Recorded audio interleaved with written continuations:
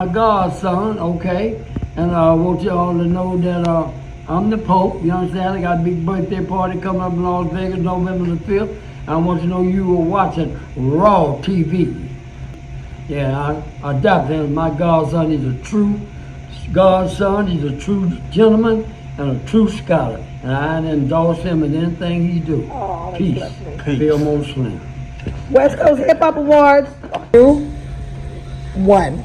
Yes, today is a very special day, because I got my godfather with me, and I'm blessed to have him pouring some, information and some wisdom down on me today. So we're going to talk about his life as a child and, just a short documentary from growing up in the South to being #1 blues artist and even the in-between. So, let's give it up for Pops, for God Pops, Filmore Slim.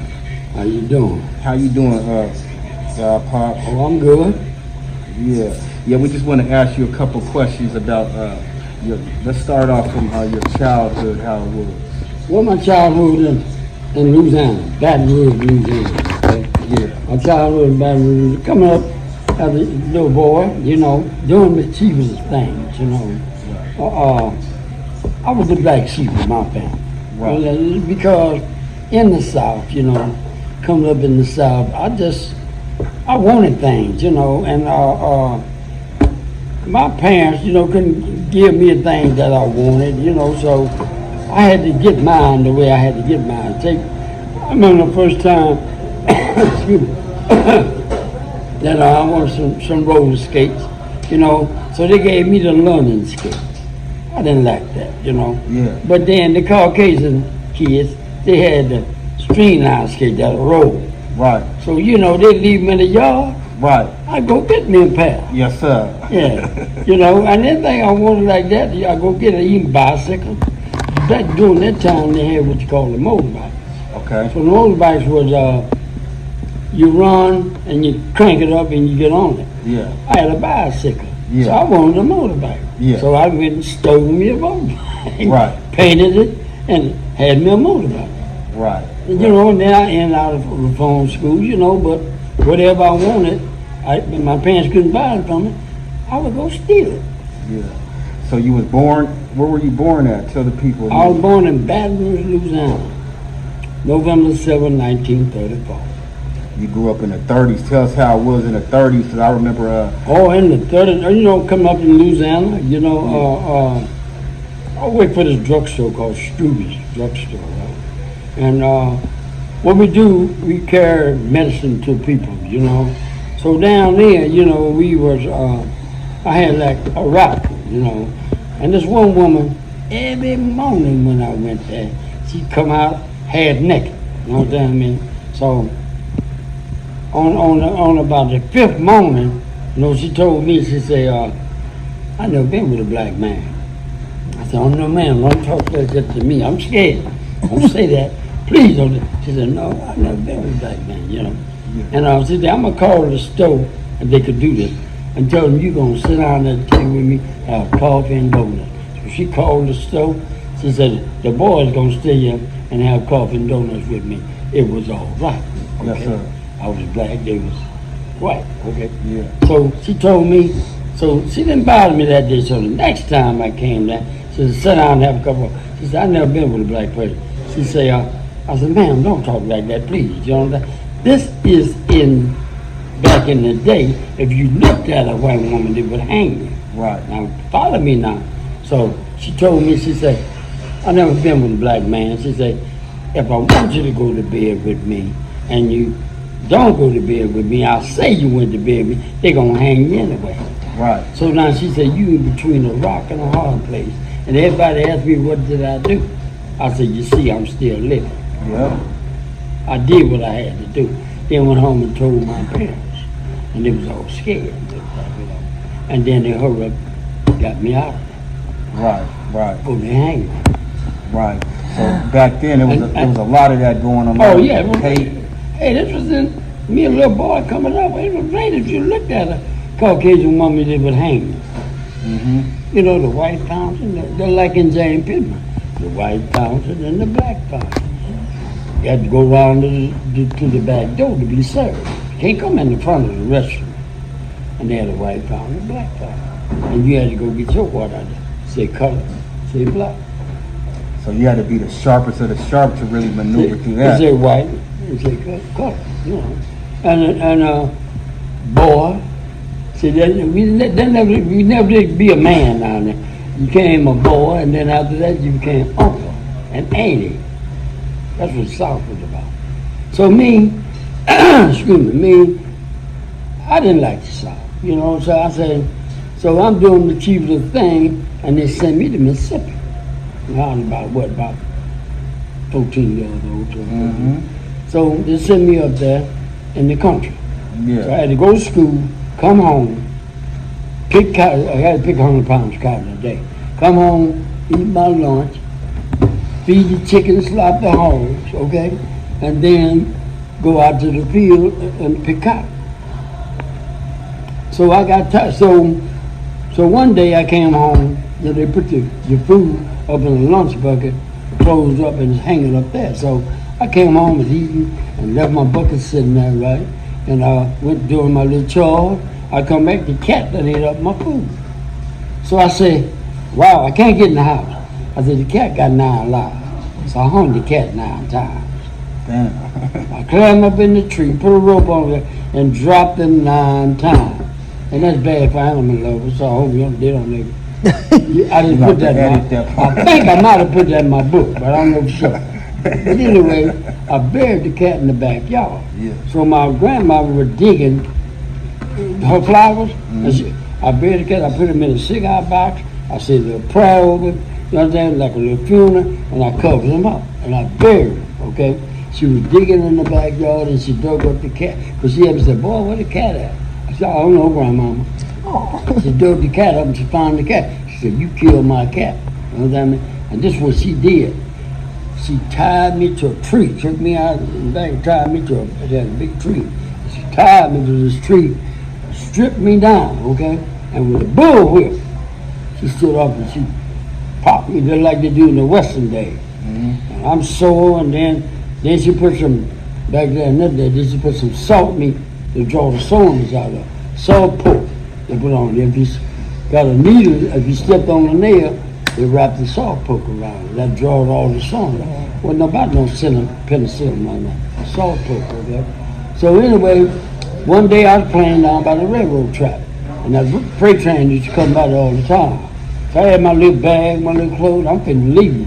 So I hopped the oil tank. I couldn't get inside of a boxcar, so I hopped the oil tanker, you know, and this just got rails, it got a runway. So I took my belt and I tied it around that rail and tied it around me. And I went to sleep like that, but when that train stopped, I got a chance to get off of it and get into the boxcar, okay? Mm-hmm. So when I got into the boxcar, then I went all the way to New Orleans. And when I got off that train and went and knocked on my aunt's door, my uncle pulled a pistol on me, but he knew all that black snutter on my face. And when he put the gun on, I said, don't shoot. I said, my nickname was Dude. I said, I'm Dude there. I'm Dude. And I wiped it off and then break down who I was. Right. And that's just a little stories about how it was growing up. Yeah. And then, so in what age frame were you in all this? Oh, I was about 14 years old. So anyway, they sent me, okay, so I go back to Louisiana, okay? Yeah. So, but I don't go back to Mississippi, I go back to Louisiana, okay? Right. So now, I get hurt, right? I get hurt in Louisiana, so I'm working for this drugstore, so I had a lawsuit, okay? Right. So my mom and them got about $3,000-4,000, right? So now, when I was a little boy, 10 years old, I used to go to the store for these women, had this broadtail behind this club, you know. So I was going to the store for them, I'd come back to give me $5 bill or $10 bill, I'd bring them a change back to give me a quarter, okay? But when I found out what they were doing, okay, then old man go back there to get off from work, and I found out that it was a broadtail and it was prostitute. So I started telling the next time they gave me $10 bill, it's a boy with a chain. I said, I lost it, okay? So it's okay. So I did that 3 times, and one of the girls said, that boy gonna be a pimp. You take money from hoes already. That's how I know about prostitutes. Right. And so your first you was in. So okay now, these people, these men, one day we playing, and these Caucasian people come back. Said, boy, where them old girls at, them old prostitutes? I said, right back there. Okay. And when they went back there, they came out. They was all drunk and everything, and two of them we robbed them. We took their money, we took their watch. I went home and told my family about it. So that day, the Jews came. We out there playing ball, rag ball. We didn't have no baseball. Playing rag ball with a stick. And I see the Jews when they came. Jews was police when they drove up, and I started backing up. Right, I started backing up like this.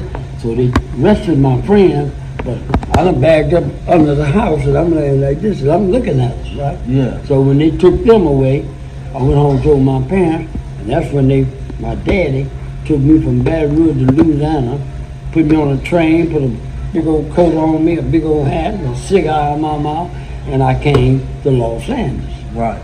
Okay, on my way to San Francisco. Now, when I get, my mama gave me $3,000. She tied it around my undershirt and shoved it down in my pants, and I had a $50 bill in my pocket. Okay. Yeah. Now, when I got off the train to Los Angeles, I had a layover to go to San Francisco. I had about 3 hours.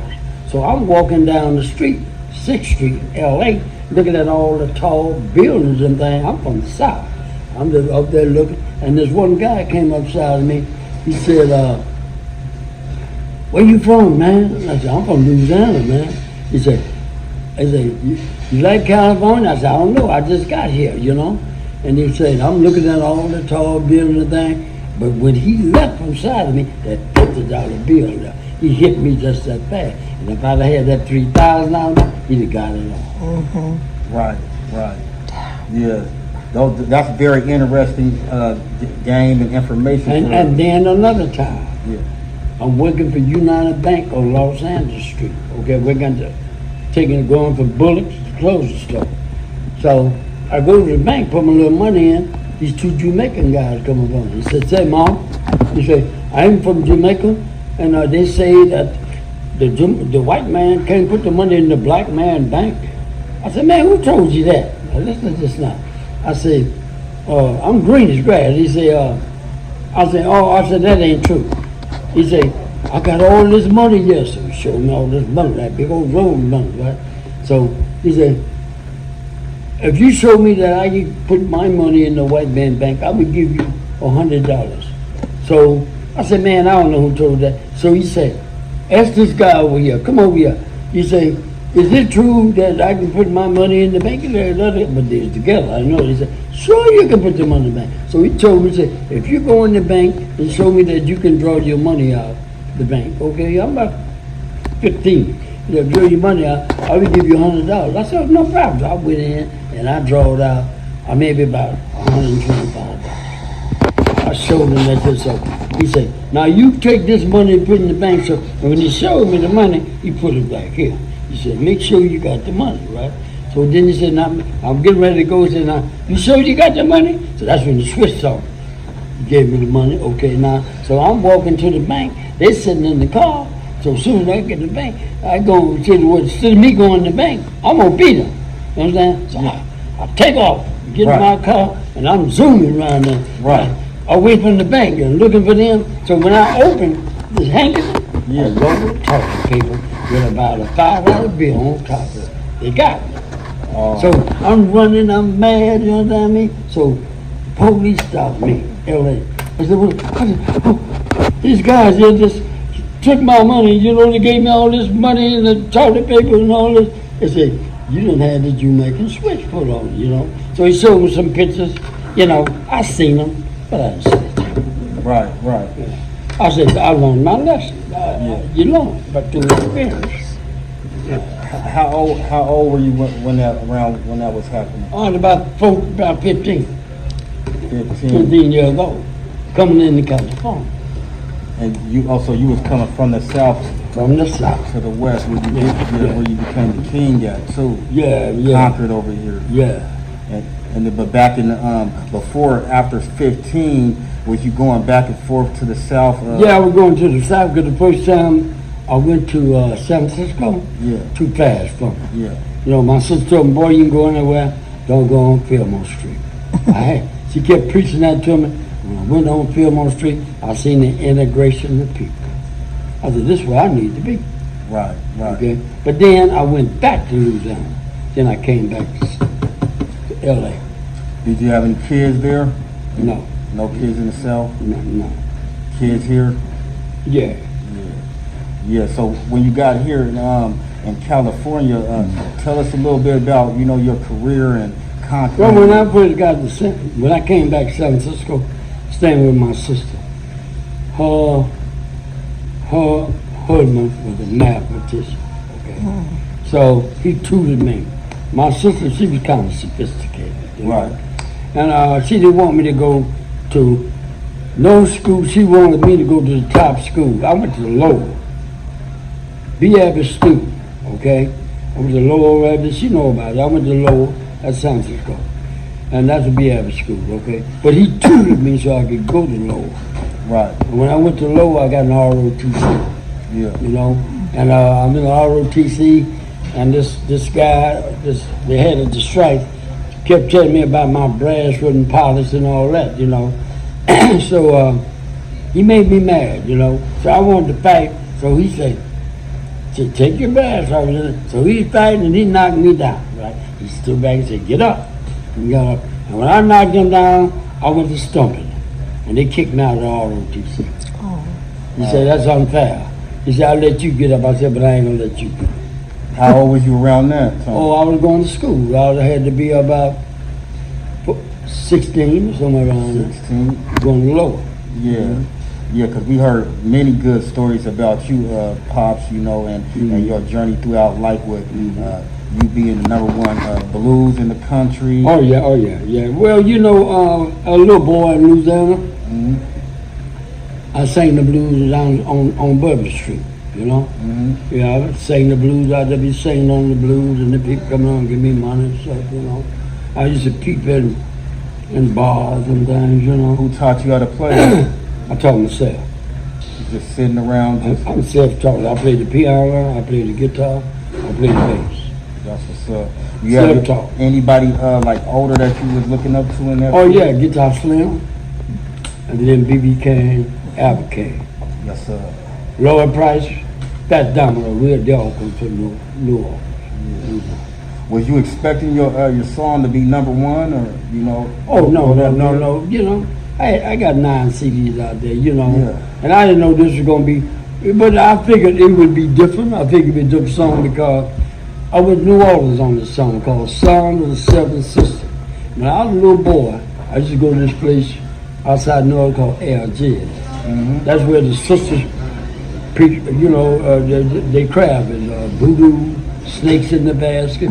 And I seen this lady one time, you know, in Louisiana, that her husband was cheating on her, and she went to the Seven Sisters. She told them, say, if you don't stop cheating on me, something bad gonna happen to you. And he was sitting at the table, okay, and they was eating, and you still cheating on him. I was a little boy, there's people. And maybe it was David Copperfield, but frogs was jumping out of his mouth, okay? That's what I learned. So I decided to write about the Seven Sisters. And it was nominated for a Grammy. But a band out of Kentucky, they won, but I got the nomination out of, out of 1,000 bands. I was the only brother in that, you know. And they gave me this. And my awards, you know, I got the Lower Foot Award from Memphis. You know, I got the West Coast Blues Award, award at Laney College. M Vogue gave me that, okay? And I got the other award, when I went to Seattle, then I had another award. They gave me Scottish Rite Timber. I got a lot of awards, you know. And in the game, I got 150 trophies. Yes, sir. And in the game, I'm going against the church. Don Juan, the bishop, I'm the pope. Yep. That's in the game. Absolutely. And, you know, I done traveled everywhere, Belgium, France, Italy, Rome, Germany, Austria, England, Prague. Even got a chance playing England. We was off that day, got a chance to go inside the Buckingham Palace and see the Queen on the throne. I bowed to the Queen and told her in America, I'm a king. I did that.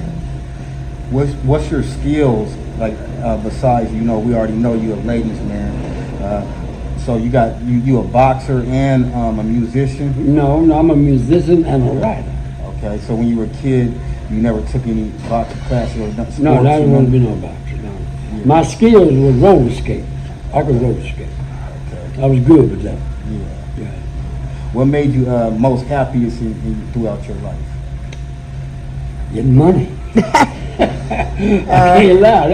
All the things, when I got in the life, I got pushed in the life, okay? Right. I was playing in Midland, Texas, and this chick There we go. came in there, you get your own set That's up. where I was getting to. Yeah, and she came next door to this club, Right. was a hotel. So we came from I'm living in Los Angeles, so we on the road. We came to Los Angeles playing this club called the White Club. Right. So I'm playing piano now, not guitar. Yeah. So I'm sitting there about 4 days after that. This one chick, she come and sit right there. She go out, come back, and have her own setup right there. And she sit right there. And on the 4th day, she came up and gave me this money. Yes, sir. She said, here. I said, what is this? She said, that's for you. I said, why? She said, I want you to have it. I said, what your husband said? She said, I don't have no husband. I said, what you do? She said, I go to bed with men for money. Now, I don't work with, I was a little boy coming on the prostitute, so I had an idea what she's talking about. Right. So she gave me this money, so I looked up, this is 1955. I looked up, I got about close to $80. Right. In 1955, a lot of money. Right. Okay? So the fellas in the band say, man, that's a hookah. I said, yeah, but I ain't making but $10 a night. I'm gonna accept this money. Yes, sir. Now, after this time we got ready to go, Yes, she had sir. a suitcase packed. Right. So I said, man, that's a whole old practice, you can't go with us. Yes, sir. She ain't gonna ride with us. Right. I said, man, I'm making $10 a night. I looked at my little bankroll. I got about $80. I said, it's my van. And Yeah. if you niggas don't wanna ride me, kiss the bus. And she Right. going back with me. So I brought her back to LA. I was staying on Central. She said, where the girls wake up? She said, right out there on Central. Okay, Rudy Ray Moore was the DJ in this place called Dolphin or Hollywood on Bonnet and Central. Okay, I said, right out there where you see Rudy Ray Moore. Okay, Rudy Ray Moore was right there. Next to that was Daddy Grace's church, red and white. Okay, so anyway, this third day she come in, she got another girl with her. She said, I said, who is that? She said, that's our wife-in-law. I said, I ain't married. She said, no, but in her life, she with us now. Yes, So sir. now I got 2 girls. Right. Okay. Now, they called me to play. I'm playing guitar now. I tell them there's somebody that's playing my place. I'm working my craft with these girls, right? Okay, so I build up a little money. I go to the pawn shop. I buy me a ring and a little watch. I buy me a Stetson hat, buy me a suit out the pawn shop, some Stays Adams shoes, and the rest was history. And you got going from there. So you started off with about 3 women. After that, Yeah. So you must have got deep within. Oh, well, no, yeah, I got deep then, Yeah. but these G's, these OGs, Mm-hmm. they took me under their wing. They said, come here, young blood. He Yes, said, sir. you gonna be I see you gonna be about this life. He said, come on, ride with me. My first time riding a brand new Cadillac, right? So I'm driving. He said, now drive around this corner here. Now stop the car there, roll the back window down. So go around and drive back, and the girls would throw the money on the back seat. He said, young blood, get back there and count that money. Count the money, you give me $100. Yes, sir. But now, at the same time, I'm still playing music. Right. Okay, I'm playing on a street called Avalon. Okay, so now I'm getting these girls from the bandstand. So I take my girls and put them out there, right? So I don't go get my money. So one day they pull up with the girls to the club. Yes, They sir. say, come here, young blood. Yes, Say, sir. these your girls? I said, yeah. They say, no, you London. They say, they don't give me the money, young blood. So, but you London the game. So now I got hip to it. So I would take it in a mission, and go down there and break all of them. What you got? Well, I got 20. Give me that. What you got? I got 30. Give me that.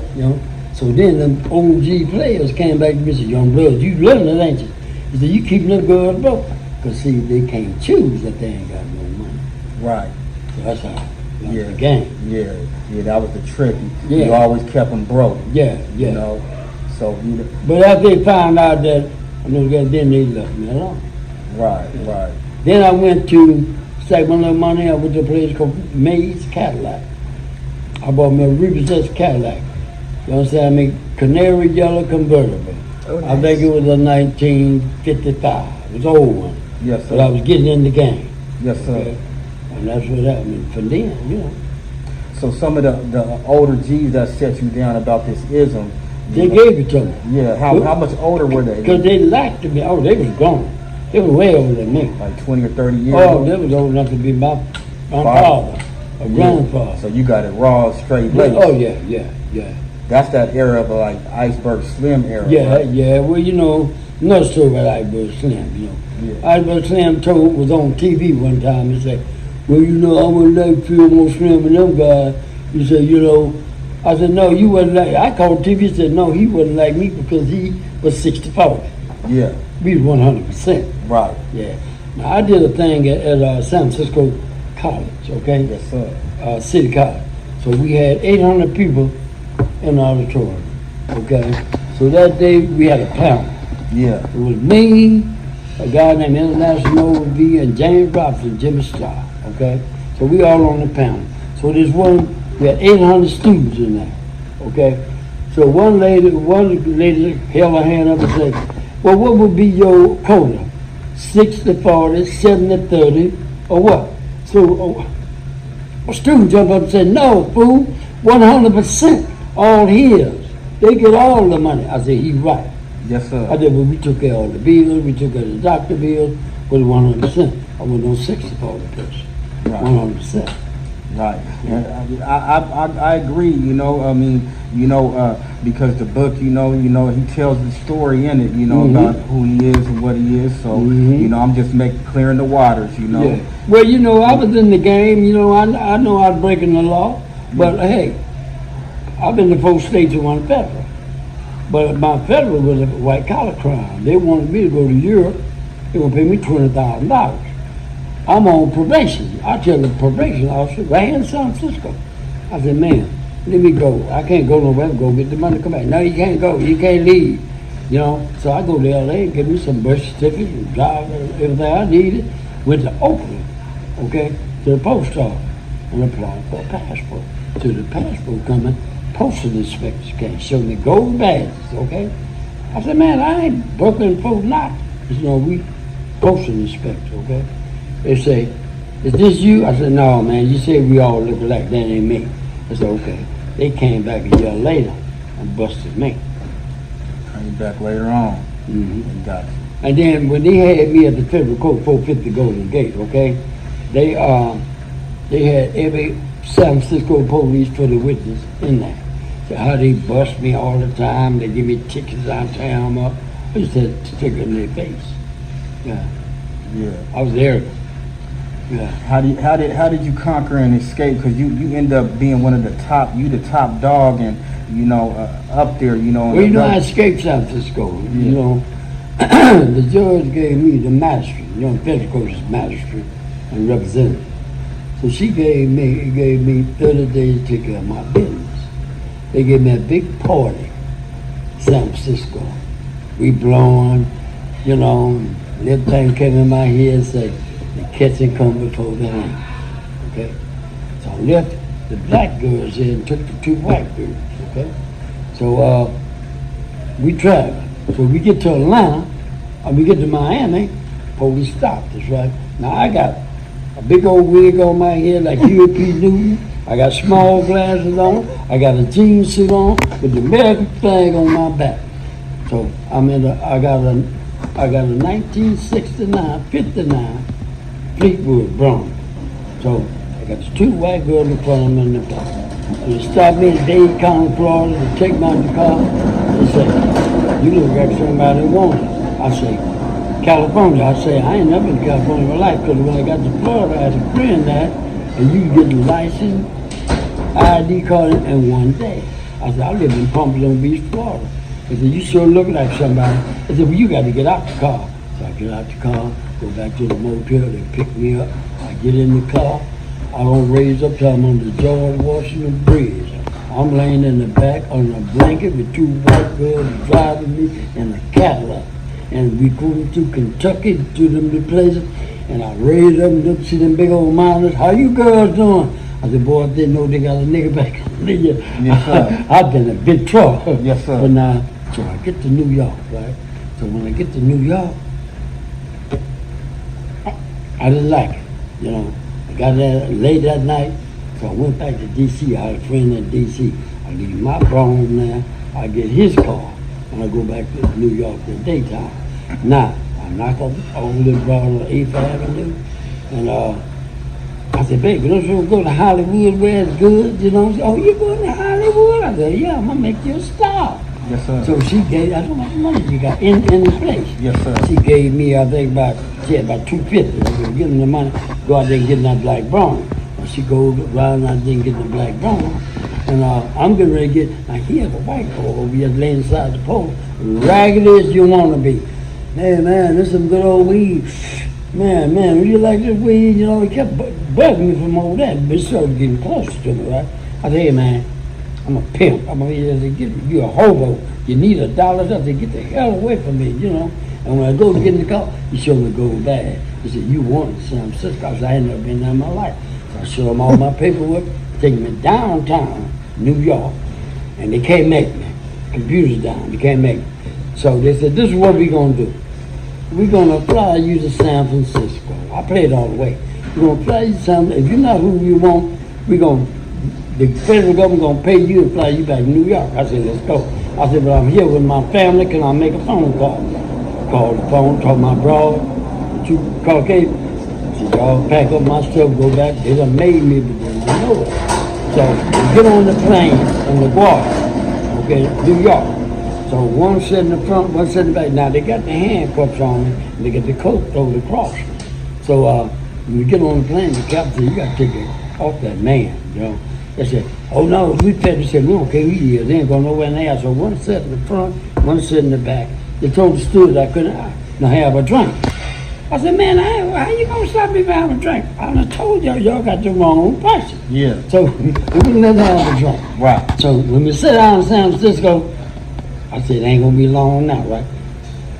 They had to wait for me on the runway. I'm the first person to take off the plane. So when they brought me up to the people, they said, that him? I said, yeah, that's that son of a bitch. So he started to look at me and say, well, I said, well, you didn't know I wasn't going to kill you. Right. So we go back in front of the judge, right? The magistrate, she said, son, I gave you 30 days. So now they got me for flight. You know, my thing only carried 5 years, white collar crime, the passport, right? Right. So they got me for flight, and then they got me for the passport. Yeah. So she said, son, I gave you 30 days to take care of your business. What happened? I said, well, I told my attorney, before this case, Your Honor, I had an engagement on the contract. So I went to New York to do my engagement, and I gonna come back and turn myself in. She said, oh yeah, you're an entertainer. She said, I'm looking at you. She said, you sing the blues? She said, they're gonna love you. Yeah. She said, I'm gonna drop the flight, and I'm gonna give you the 5 years. So now, they take me to the long part. You know, but they ain't my thing. I'm a 4-5. I'm a level 3. Okay, 4, 5, 6. That's USP Penitentiary. Okay, so I'm a FCI, Federal Correctional Institution. So they keep me there about 6 months, and then they bring me, put me on a plane. They take me to El Reno, Oklahoma.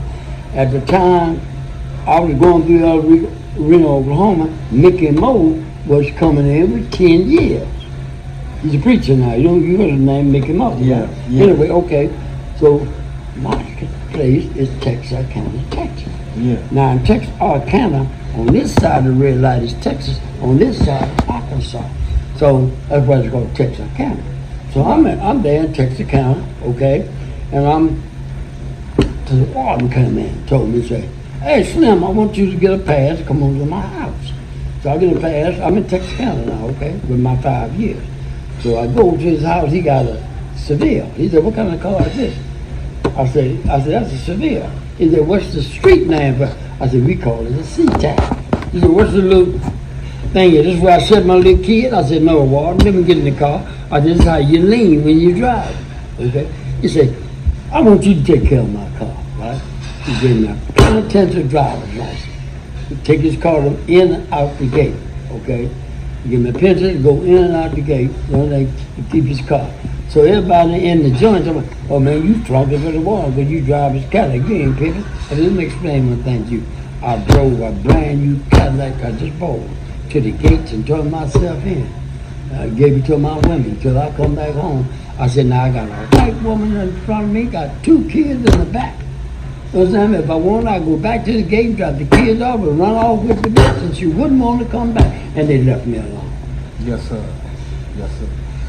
Tell us a little bit about like how you, cause I admire your dexterity and all that. You know how long you've been in it and all that. And it's a lot of people fell off to drugs and liquor. So tell us a little bit about that. Well, I was never no drug dealer, Right. you know, but I had brothers that chose me with a big piece of money like that, but I would never do nothing. I took the money. Right.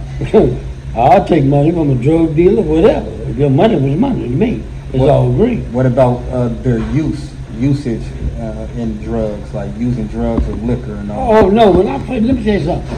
When I first did the 5 years I got out, they gave me a big party. I'll never forget this. So I say, you know, we used to blow LA, we blowing, you know, Right. cocaine, champagne, that's our thing. Right. So they came back, they say, Filmore. And our Godfather said, man, Filmore, man, it's a new thing. Right. You understand me? So that's when the pipe came out, right? Right. They say, we don't, they say, I said, man, this ain't no pipe. They said, no, man, this is better than pipe, right? So we had this party, right? And I got an all purple leather suit, leather alligators, and just come home, right? My system is good and clean. So they say, hold it. They see the hold on the side? They said, hold it. And they said, now, pull. And I'm like this, like, and I did like that. And when I blew that shit out, everything in the room was turning. And I sit down by the, I'm in that hour, but they said, don't bother him. Right. Because they was my friend. They said, don't bother, just come on. So I'm sitting there with my hand in my pocket, holding my money. I'm sitting there like this here, trying to come down. I get in my car, you understand me? I leave, I'm living in Daly City, okay, a house there. So I get to Daly City, I don't know how I did it. I pushed the button, went in the go rod, and when they found the next morning, I still stuck to the stone. Right. Cut the car off. I hadn't cut the car off, carbon monoxide. Right. So I cut the car off, and they found me. I still gripped. I don't know how I drove from San Francisco to visit there, all the way to Daly City, okay? In my go, they found me the next morning, my girl still holding the stone wheel. And that's when I found out that shit wasn't for me. Right. I said, no, give me the power. I can't handle this. Yeah. So no liquor or nothing either? Or what about the girls? What? As far as them using any drugs or liquor? No, I had no girls using drugs. No. Now, back in the day, my girls used what's called black beauties. I had one girl used to drop them red devils called black beauties, you know. To get the trick. Well, that's was her thing. Or her thing. You know, but she got her money, though. Right, Yeah. right. I put her in the car. I said, you got the money? I got the money, Daddy. And she was, yeah. I said, what's wrong with you? I said, you been driving them red. Yeah, they called F40s. Right. Yeah, it was the Bennett's and the F40s back in that time. They gotta stay away from that shit. Yeah. Yeah, what about the game started taking a turn and it was like a lot of suckers entering and squares. Have you ever been like somebody got in your business that wasn't qualified, you know? Trying to serve you and they wouldn't even... yeah. You know, now the game is like this, man. You know, they come paying, they don't come staying. Right. And I tell all these youngsters that, you know, you got to be able to lose the game. Like if my bride chose you, I say, hey man, come over here and get the clothes, let's have a drink. So, you know, I hope she paid you better than she paid me. Right. And that's it. Right. You know, because they come paying, not staying. Right. But now, like youngsters today, now you brought you, they want to shoot up the whole block. Ain't no pimping, bro. Not at all. No. See, Not at all. the pimp game is a general leisure. Right. Yeah, you do it with finesse. Yes. You know, and I tell everybody, you pimp with this. Yeah. The little head. Yes, I mean, sir. the big head, not the little head. Right. Yeah. Yeah. So now if a broad chose me, she had to be with me 6 months before I go to bed with her Right. to prove herself. No. Right. And I wasn't minding hard. I didn't make no deals. Yeah. No deals. No. What's the deepest you've been as far as women? 29. 29 of them. You probably one of the deepest in success history. Well, they had a guy down there alongside named Joe Cato. Mm-hmm. And I think he might have had, during that time, he had 23, I had 26. Yeah, Chris Cross, the whole boss, and Scorpio, they had a lot too. Well, well, Scorpio, and, I tell all females, I got a PhD in womenology. I got a stinger for all females. Yes, sir. And I wear a big old scorpion with diamonds around my neck. Yes, sir. Yeah, it was no phones or technology back there. Tell us about them. Beepers. We had the beeper. That's what we How had. did that differ from today, like having to, get at your women? Well, I think the beeper was safer. Yeah. Because now all this technology on the phone, they can watch you, they can, and the internet. I was talking to my agent, and he tell me he looking at me. He said, I see you. Said you're sitting in the driveway, you and your friend, and that kind of scared me. Right. Yeah, that kind of scared me. Yeah. What about those were the times back then when a lot of the serial killers were trying to get a lot. Well, let me tell you about serial killer. Okay, serial killer was the Green River killer out of Seattle. Well, the Zodiac killed a girl of mine. Oh, wow. Yeah, in San Francisco. How did you handle that? They found her in Crystal Field, like going across the Golden Gate Bridge. And they came to me, and they didn't arrest me. They said, come on, we're going to show you. They took me to the morgue in San Francisco and made me look at it. They said, we know that you didn't kill your own meal ticket, but we're going to make you look at it. So they did that. And the Zodiac drained all the blood out of her, and the vice came and made me look at it. Oh, my God. And when they had her funeral, I sent a big wreath, but I didn't go to the funeral because I was scared of the family. She had brothers and things. I know how this goes to ship. How did that affect your game? It did affect me, but like I said, I did what I can do because I look at it like this here, youngster. They're out there on the street, they take chances. Running the crazy tricks. I got one broad still living now. The trick shot her in the leg, she still got the bullet in there. All the ones that left, we're good friends. Now I got a girl, one of my girls, her birthday is today. And then the ones that left, I came and got them, took them out to dinner and all that. We got a good relationship because I wasn't no gorilla.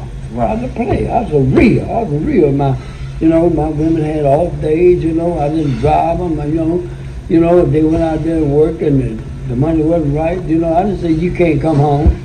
Right. I said, okay, go back tomorrow. Right. It's hot out there and the police out there riding, I never dog my women. That's why women love me today all over the world. Sure do. That's real talk. Sure do. Yeah. Back then, where was the most popping or pimping going on in the States back then? Los Angeles was it, 680 Central. More than Chicago and everywhere? I went through Chicago, and after I went through Chicago, I run the stop sign, okay? So the police coming through, young black police, right? My friend ride with me from Chicago, right? And he said, let me test your brakes. I didn't know I was supposed to put no money on the seat. So he got in. He said, something wrong with your brakes. Let me test them again. So my friend said, did you put something on the seat? I said, no, I ain't put nothing. He said, put $20 on the seat. So the cop got in. He said, okay, your brakes, your fluid is low. He took the money and went up. Did anybody, like how you sit me down and talk to me, did anybody, chop it up with you about this pimping? Yeah, I had older cats. Yeah. One was called Cadillac James.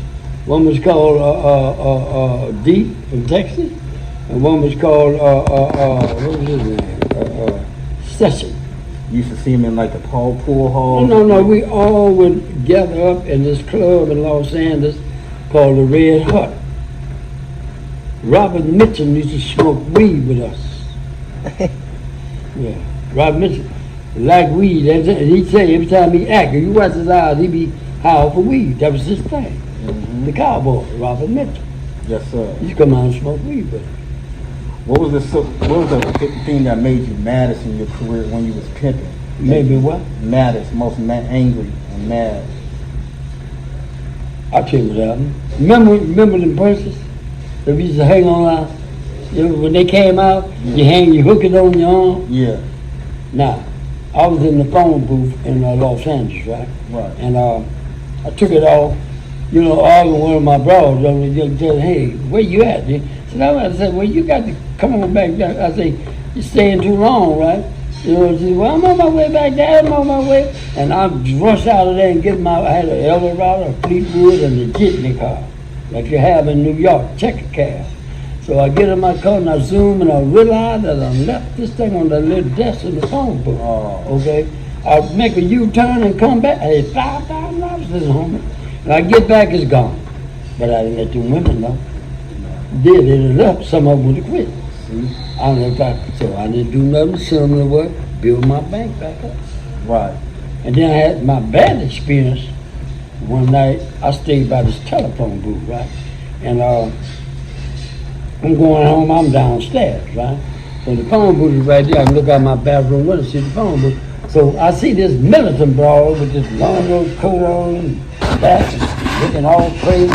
She went to get the phone and I grabbed. I said, wait a minute, bitch, back up. Can't you see a player trying to get the phone? Yes, sir. And she looked at me crazy.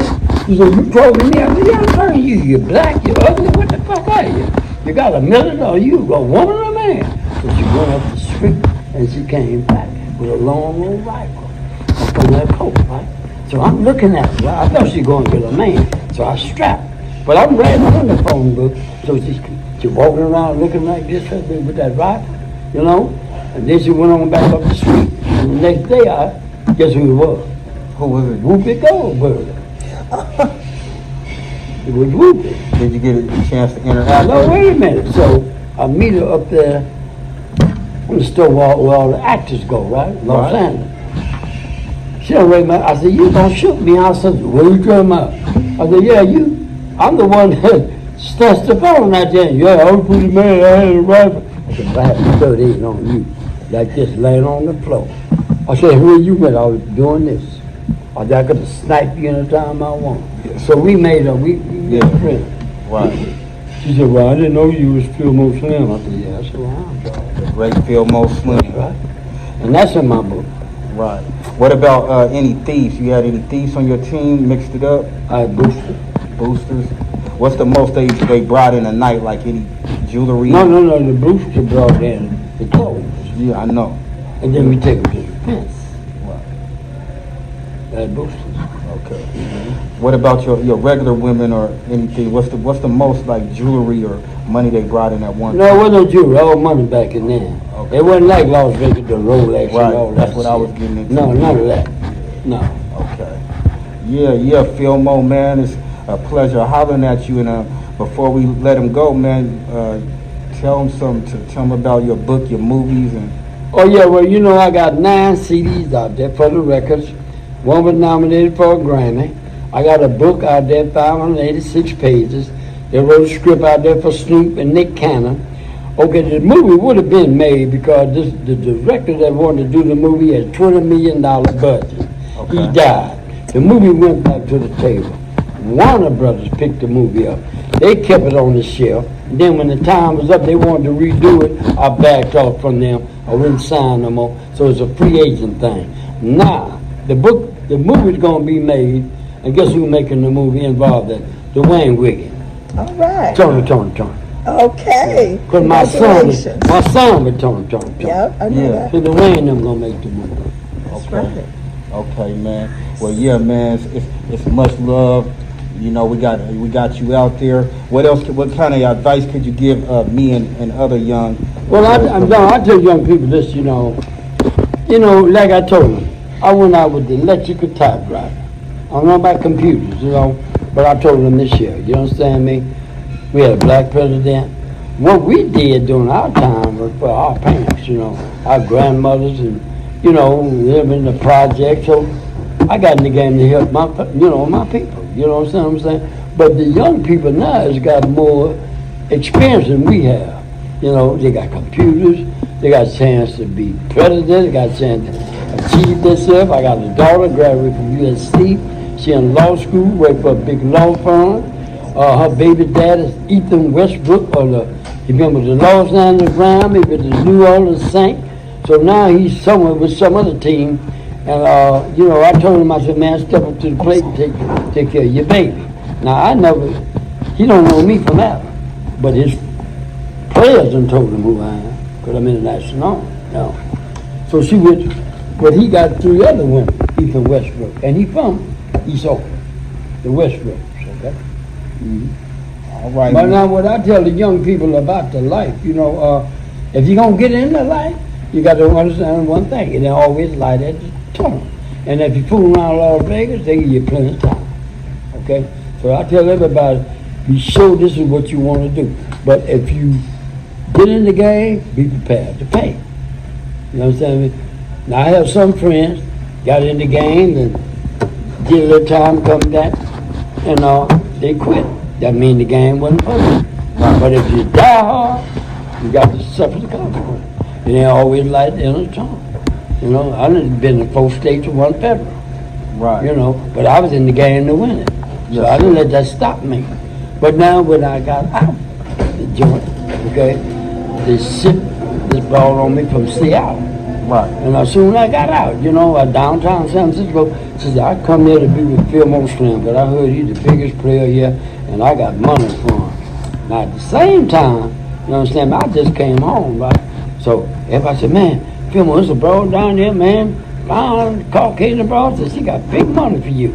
So when she got out the cab, she gave me $200. She said, I'll be right back. I got a date down at the Hilton. She said, I'll be right back. So when she came back, you understand me, I kind of felt, you know, I said, I can't take no chances, but at the same time, I don't want to blow this money. Is she cool, right? Now the problem was the police, but I weighed it out, right? So she said, well, I want you to put me in the house. I said, well, I'm doing the concert in Richmond. I'll take you over there. I set her down to the door. I want you to point to everybody, punch this key thing, everybody go in. And you know, I did that, took her to that show that I was playing. I brought her back. She said, well, I got to make some real money. Can you put me in a whole house or something? I said, well, I don't know. I said, you know, so then she found out, she called me, right? So no. She said, I'm going down to this trick. Come on, walk down there with me. So she went to the drugstore, and on her way down there, the police came up on us, right? And said, all right, you, with anything, and got the cocaine, right, that she did for the day. And told me, said, you going about your business.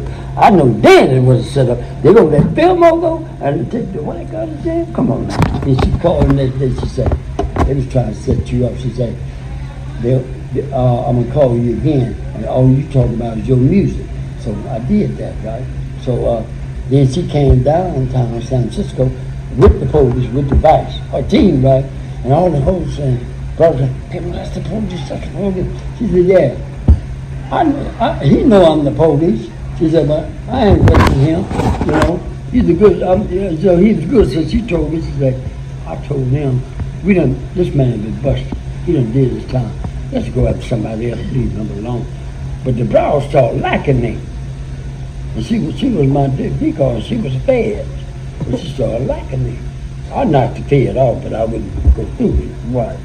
Yeah, absolutely. Yeah, so You know, you got to put them on the team, and you know, everybody got a purpose. But they was after me to see was I going to go back into the same crime. Mm-hmm. See? Now, I was on a 15-month supervision. I did 2/3 of my time. Every time I went to the board, they said, oh, Mr. Filmore, come on in. Said, you ain't got no shots, you ain't got no 135. You know, you playing the organ for the preacher. You know, let's say, you ain't got no shots. Keep it up. You a modern prisoner. I didn't know I was supposed to dirty some of them, but I was too clean. Right. So, but the 3rd time I went in there, I had a smile on my face. I had a friend in there, was in there for embezzlement, and that Filipino boy was smart, you know. Yeah. So he said, you did 2/3 of your time. They got to send you to halfway out. So I go in there with a smile on my face. He said, why you have? I think I did 2 thirds. Y'all gotta send me that. You did your homework. I had me for a year, supposed to send me that 4 months. I didn't want to go to San Francisco. I went to Oakland, 205 to West McAllen. Yes, sir. Okay, so now I'm in the halfway house, you understand me? What happened while in the halfway house, so I did good there. You know, I got me a job, you know, driving trucks down on Toller Street, San Francisco. So I was going around the bank picking up computer paper, right? Mm-hmm. And I had to be checked in at 12 o'clock in the halfway hour, right? So what happened, I got this job and everything. So when I did 4 months, the head of the halfway house said, Filmore, we gonna let you go. And they kicked me out. And you was back on a journey again. So then when they kicked me out, I had to go to the post office in Oakland, and one time, and get my gate pay, which was $250. But I had a check for $5,000, okay? Because I worked in the joint. And, you know, I made like $75 a month, okay? So I had a check for $5,000. I hadn't bought the tennis shoes. And we wore military clothes. My kids thought I was in the military. But we wore military clothes in the feds, right? So anyway, so when they gave me this check, he said, what you gonna do with it? I said, well, all I gotta do is give you an address. I'm on self-supervision 15 months. That's all I got left, okay? I said, well, I get drunk and sit in the middle of the street of Oakland, ain't nothing you can do to me. So give me my money. So I go to the check counting place on High Street in Oakland, right? But I got all them penitentiary credentials, right? My card and all that, right? Because, you know, I've been down. So they back there with the check whispering, and this one black lady and these white women over there check counting lady. So I said, what's the problem? You know, I said, the check? I said, call it Federal Penitentiary Correction. They'll tell you where the check came from. And for the person, the black woman said, son, I think you ought to leave. I said, I ain't leaving my money. I said, call the police. I said, I just got a federal penitentiary lady. I don't wait for this shit, $75 a month. Yeah. I ain't going nowhere. Right. Either give me cash the check or give me my check back. Right. I said, if you want to call the police, call me. Y'all gonna be a laughing stock. I said, I just come home. Right. You know, they call it federal penitentiary. That's who you call about this check. So they said, what's gonna cost you? Well, $500 some dollars. I said, take your $500, give me the change. So they did that, gave me my money. How did you conquer all of America? Because I went from East Coast to West Coast. I hear your name, you know, by the women, man, all over, man. Well, listen to this. My thing was have hoes travel. Yeah. And I had to be international. Yeah. I didn't want to just be around California. I had to explore. Right. I've been every state back there. New Jersey, New York, you know, Chicago. Yeah, where the money was. Yeah. You even went out the country too, huh? Oh yeah, I've been to Europe and all the countries over there. But the pimp, I didn't go over there with the pimp in Europe. I went over with the music. Right. Just paying. Yeah. But I still with the pimp. Now I'm gonna tell you a story. They knew me over there because I was signing my autograph, Filmore Slim. No. Yeah, not signing my autograph, Guitar Slim, right? So this young couple came up to me in Paris and said, oh gee, sign my CD, Filmore Slim and the American Pimp. You know who you are. I got that. Did they make a street called after you? No, they didn't make no street, but they interviewed me. Now me, B.B. King, and Raphael Sadiq was over there for Tom. Right. That's when he left them and went on his own. Yeah. And we was all over there together. But they filmed me walking down the streets in Paris talking about the blues. So they got Filmore Street right there with the real... They named the street after B.B. Yeah. B.B. King in Paris. But they interviewed me down the street. Oh, well, about maybe an hour walking down the streets in Paris talking about the blues. Okay. Well, yeah, unks. I mean, pops, God pops. You know, tell the people your farewells and. Okay, well, you know, like I said, I got the book, 586 pages. It's on table for a movie. I'm going to get on the blues cruise in about 10 days. I'm going around Cabo St. Lucas. Oh. You know, and Mazzanini, which is my second time. The first time I went over there, they mobbed me for Snoop Dogg. I tell them I wasn't Snoop. I'm Filmore. So I'm going back. You know, and then I dock San Diego November the 5th. November the 5th, I get on a plane, fly to Las Vegas for my birthday party. All right. And this is the Godfather, the Pope of the game. Don Juan the Bishop, I'm the Pope. But I got more decades than he got. And then Verge the Grandmaster. And Verge the Grandmaster. But they all have the answer to the Pope. And nobody can take my place until I leave the top of the ground. And then in mine, take my place is Gangster Brown, my godson. He takes over. Absolutely. And you got two of them, you know, two godsons. It was an honor for you to honor me and make me your godson. So, you know, now I got Gangster Brown as a brother. So that's right. It's all love, man. And I appreciate the interview. You come on, we met in Seattle. You know, you true to your word. Absolutely. You understand? You're a true African. You have my daughter, tell her some things. It's in Modesto. And she done tune into you. She love you. Yep. So it's all good. Absolutely, family, bro. And then I meet the lady that I met. I meet the lady that I met in Seattle. Yeah, Didn't recognize us. Oh yeah, we're gonna get one with y'all right now. So okay. Over and out, yo. Big Virgil, tell them about it. How y'all doing? As you know, I'm the great grandmaster. We've got a lot of things going on in the next week or two. I watch Raw TV 101. It's going to be a lot of exciting things coming up.